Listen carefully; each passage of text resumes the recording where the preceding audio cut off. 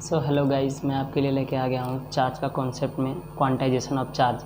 तो quantization of charge क्या होता है, इसके बारे में हम अच्छी तरह से और बहुत ही अच्छे तरीके से इसके नॉलेज देखेंगे, इसका कैसे क्वांटाइजेशन ऑफ चार्ज कैसे होता है। तो क्वांटाइजेशन ऑफ चार्ज है क्या, तो एग्ज़ाम में आता है कि आवेशों के क्वांटिकट से आप क्या समझते हैं, ठीक है ना।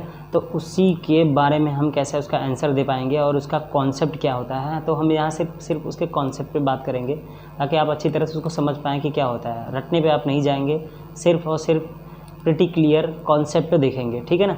तो कॉन्सेप्ट से क्या होता है, if you learning the clearing the concept you will fall in love. तो अगर आप कॉन्सेप्ट को पढ़ते हुए चलते हैं तो आपको पक्का और पक्का फिजिक्स से प्यार हो जाएगा।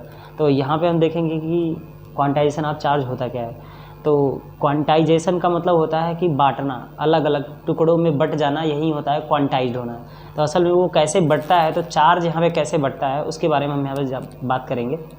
तो charge available in a fixed amount, charge हमेशा कैसा होता है, फिक्स्ड अमाउंट में अवेलेबल होता है, ठीक है ना। जैसा कि मैंने यहाँ पे हिंदी में लिखा है तो आप हिंदी में भी देख सकते हैं। आवेश कहीं भी निश्चित मात्रा में उपस्थित रहता है, वो कहीं भी रहे, कहीं भी एग्जिस्ट करे। तो चार्ज हमेशा क्या होता है, हमेशा एक निश्चित मात्रा में अवेलेबल होता है। तो हम कह सकते हैं कि वो भिन्न और दशमलव में नहीं हो सकता, दशमलव में और भिन्न में छोड़ के बकिया वो कुछ भी हो सकता है। चार्ज इस तरह से क्वांटाइज्ड होता है, इस तरह से वो बांटा जाता है और इस तरह से वो बटा होता है कि वो कभी भी दशमलव और भिन्न में नहीं हो सकता। तो जैसे अगर कोई कहता है या कहीं आपको लिखा हुआ मिलता है कि +-1/2 इलेक्ट्रॉन है, 0.5 इलेक्ट्रॉन है, 0.0053 इलेक्ट्रॉन है, तो ये सारी चीज़ें क्या होंगी, रॉन्ग होंगी, क्योंकि कभी भी दशमलव और भिन्न में चार्ज क्वांटाइज्ड नहीं होता है।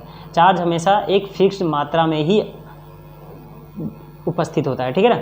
अब जैसे यहाँ पे हम बात करेंगे नोट, चार्ज हमेशा इंटीजर, मैथमेटिकली अगर हम यहाँ बात करेंगे तो चार्ज हमेशा इंटीजर में होता है। इंटीजर बोले तो जैसे Q बराबर +-1e 2e 3e और ये डॉट डॉट डॉट करके इन्फिनाइट तक हो सकता है।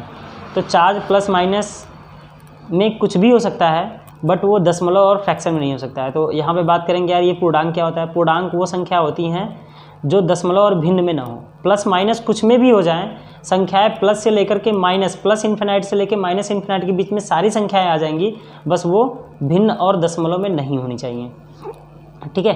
तो यहाँ पे ये जो क्वांटाइजेशन ऑफ चार्ज का हमारा जो ये लास्ट टर्म होगा +-NE, इसी को हम पकड़ लेंगे तो हमारा ये बन जाएगा फार्मूला Q बराबर +-NE, और ये हमारे क्वांटाइजेशन का फार्मूला है। जहाँ हम बात करेंगे n नंबर ऑफ इलेक्ट्रॉन है, जो इलेक्ट्रॉन कैसा होना चाहिए, इंटीजर में होना चाहिए। हमारा इलेक्ट्रॉन कैसा होना चाहिए, इंटीजर में होना चाहिए।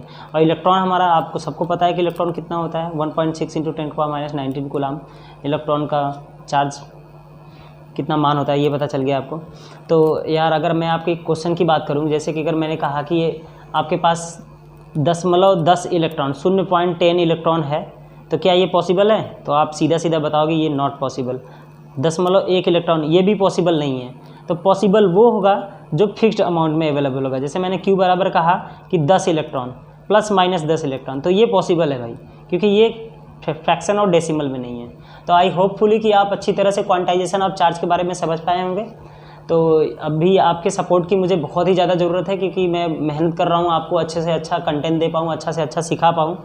और प्लीज़ सब्सक्राइब माई चैनल, और जितना ज़्यादा ग्रोथ हो पाएगा मैं उतना ज़्यादा मोटिवेट होऊंगा। और आप अगर कहीं भी मुझसे एरर हो गया हो और अगर कहीं आपको समझ में ना आया तो कमेंट बॉक्स में कमेंट कीजिए, मैं आपको अच्छी तरह से और अच्छे से वीडियो बना के कोशिश करूँगा समझाने की। तो थैंक्स गाइज, आप इस को समझ पाए होंगे, आई होप।